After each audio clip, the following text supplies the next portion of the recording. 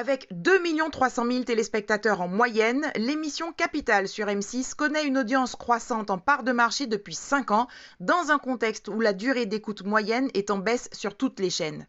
Comment décrocher un sujet sur Capital ? Christophe Brûlé, rédacteur en chef et producteur exécutif, nous livre quelques pistes. C'est parti pour 2 minutes chrono RP.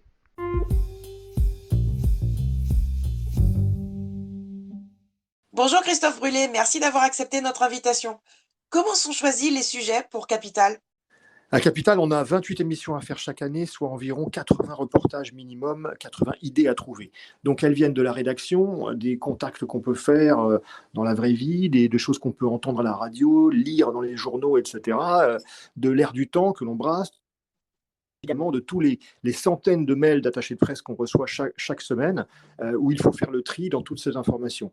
On va regarder celles qui sont les mieux rédigées, celles où l'objet du mail est très clair et très précis et très concret, et ensuite on va ouvrir ce mail et on va le lire. Si l'information apparaît dans le premier paragraphe, qu'elle est claire et nette, on continue à la lecture et qu'elle est intéressante pour nos téléspectateurs. S'il faut lire 5 ou 6 paragraphes jusqu'à atteindre cette information-là et comprendre enfin ce qu'on veut nous dire, alors à ce moment-là, on n'a pas assez de temps et souvent, on s'arrête. Les entreprises doivent-elles avoir peur d'ouvrir leurs portes à Capital ? Non, les entreprises ne doivent pas avoir peur d'ouvrir leurs portes à Capital. Pourquoi ? Parce que Capital est une émission de prime time, qui est une émission qui est choisie par les téléspectateurs dans leur programme télé face à un blockbuster américain sur TF1 à 100 millions de dollars ou à un film français sur France 2.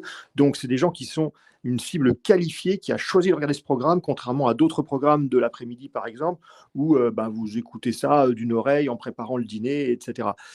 Donc, Capital, c'est une émission qui met en avant les entreprises.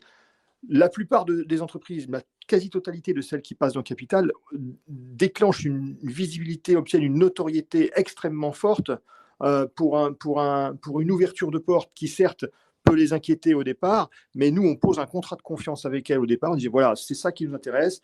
Soyez vous-même, laissez-nous être votre ombre dans les prises de décision tout au long du tournage, voilà, et on va raconter la vraie vie d'une entreprise. Et c'est ça qu'on vient chercher. Donc, à partir du moment où l'entreprise, je dirais, n'a rien à se reprocher et est fière de son travail et de ce qu'elle fait, non, elle n'a aucun risque à passer à Capital, bien au contraire. Quel doit être le rôle de l'attaché de presse pendant un tournage ? Ça doit être un rôle d'accompagnement et pas un rôle d'entrave ou de censure, en fait. L'attaché de presse pendant un tournage, elle doit être là pour nous aider à passer d'une séquence à l'autre, pour nous aider à convaincre les gens dans l'entreprise de bien vouloir nous parler, et pas au contraire d'essayer de fermer les choses, de nous empêcher de voir la vraie vie de l'entreprise et de nous donner une vision, on va dire, un peu modifiée, une vision un peu aseptisée, papier glacé. Non, c'est pas ça la vraie vie. Et c'est un peu ça que malheureusement certaines attachées de presse ont tendance à faire.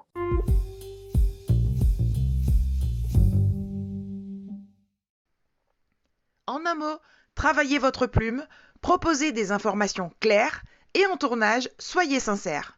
2 minutes chrono RP, c'est tout pour aujourd'hui. Vous êtes en charge d'une émission et vous souhaitez parler aux attachés de presse ? Envoyez-nous un message. À très bientôt.